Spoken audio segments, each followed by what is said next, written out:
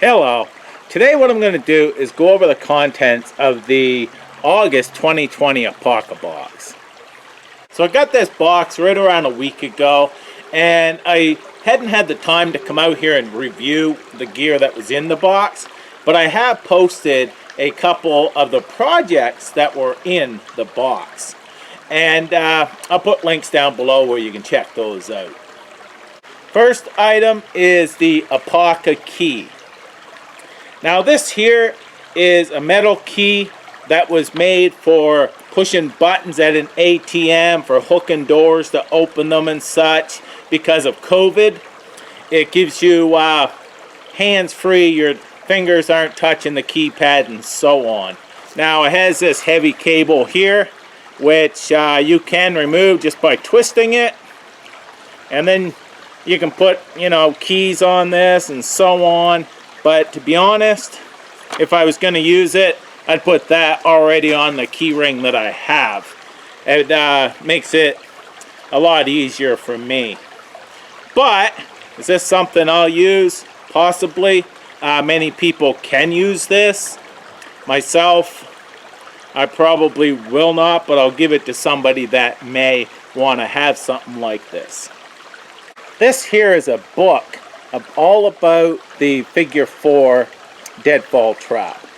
This was written by James Burleigh, which I've talked to many times, and I'm looking forward to read it. I have not yet, but it's got a lot of nice pictures and so on in it, so of course that's got my attention.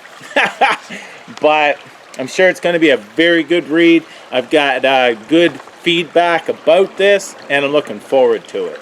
So, knowing different deadfall traps can be great in a survival type situation. I'm not allowed to use them here, but I have practiced many over the years. So, any tip that you can get can always be a big bonus. This here is called the off-grid switch. I've actually used this at night in the house, turned it on. It's actually rather bright. You could put this in a camp, in a cabin, and so on. I've seen these in my dollar stores around here in the past, and I always thought that that would be funny, just to be doing a video on a camp out and then say, well, I'm going to bed, lights out, walk over and have this on a tree and click the light off. Just thought it would be funny, but it takes AAA batteries and such. And how many? Yeah, it takes 2 AAA batteries for each light, but handy little rig to have around camp. Next, they gave you a big chunk of Apoca wax, it's called. It's a combination of beeswax and paraffin for many uses around camp, but they also gave us this 100% cotton canvas piece of cloth here that you can use this wax on this cloth and make it virtually waterproof. So this here is meant to be a ground sheet. It's rather large, and like I said, you can use this wax to make it virtually waterproof or highly water resistant anyhow. They have a video and how you actually do that. Myself, I have a pad that's a piece of polytarp I use, but I may do this some time. I want just a project, just to try it out. So this here is my finished crow call. I've got a video on this that, like I said, I'll leave a link, but it sounds pretty good. And I've actually had crows answer back and also come close. Then they seen me and went the other way because I was in the open. But a crow call, very cool. You're able to call them in for many various reasons. If you're hunting them, or if you want to bring them to a trap that you have set and so on. It's just a handy thing to know how to call animals that you may want in the area. So how I finished that is I've sanded it down, and then I've just rubbed olive oil all over this just to protect it. Sounds pretty good now, for sure. This here's the shark tooth scalpel kit. I love these bags. First off, I do not have my finished scalpel in this. It's actually at home, but like I said, I'll leave a link. I actually use that tooth and make my own handle and so on. And scalpel, doing it in primitive ways, using stone tools and so on. So what they provide you with is a piece of rawhide here for a sheath. You've got a V-groove here.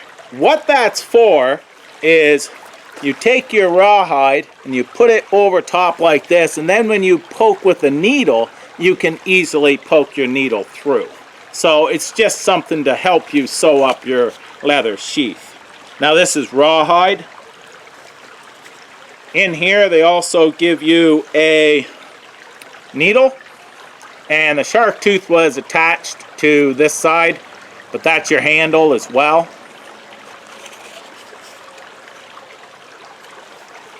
And then they gave you 2 pieces of hot melt glue and some thread here for attaching the shark tooth to the handle. So pretty cool kit. I decided to go all authentic with spruce pitch glue and deer sinew, but a very cool project, and I was eager to get at it. So this here is the 3-pin folder, it's called. This is a unique knife that Creek and Reptile Tool Works work together to provide. I finished mine the way I wanted to. This had another portion that came out here, wrapped around if you wanted to, and screwed here, so you had a loop.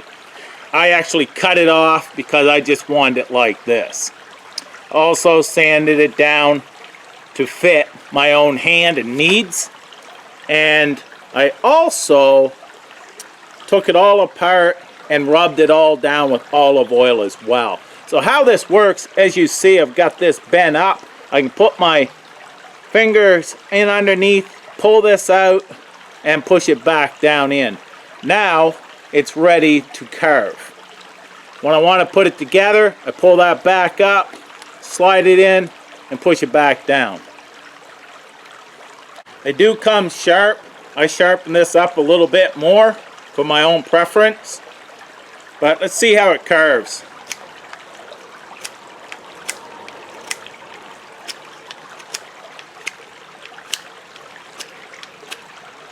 Very nice. Now this was a DIY kit, so you can make them any way you want. So you have a very unique blade that you're about the only one in the world that has that same type of blade.